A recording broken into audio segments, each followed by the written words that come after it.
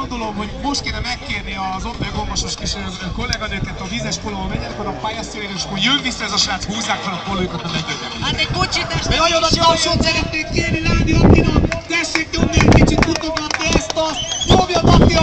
Nyomjad! Tapsol! Ez az! Aki tapsol, elmondom nektek, hogy a tapsolók soraiban kisorsolunk egy személyért kocsit!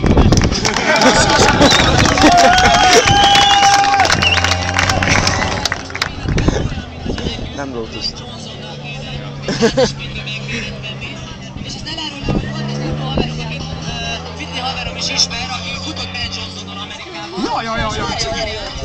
Igen, és Ben Johnson csak várjátok, a fal mellett átapott 50 centire, és Ben Johnsonnak annyira kemény volt a karizma, annyira szép volt a srác király, 50 centire átapott, és hozzá is segge a falhoz. Az milyen kemény muszkul. Az igen. Mondjuk el is vették az aranyat.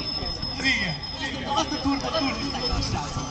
Na Pityukám, nem tudom, hogy elcsúszott mit szúrt, és Ládi Attinak mi van a V10-ben, rá lehetett tenni erre az előző körre, de azt gondolom, hogy még egy kicsit lehet ezt húzni. Ládi Attila, egy M5 motorral dolgozik, Ben Johnson pedig csak a növekedési hormonban és a szteroidban. Így de most egy akkora tojásra, mint egy diszpinnek, de mindegy, ez az ő baja.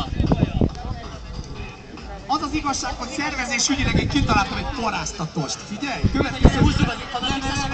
Nem, hallgass meg, a következőre egy netsz alatt intézünk, de csak a sprelli.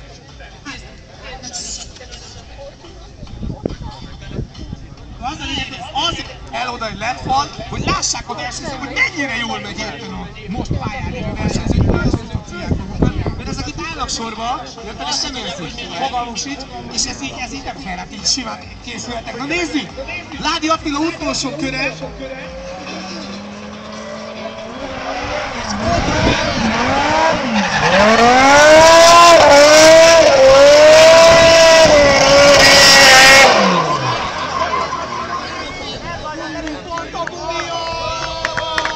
Mi van?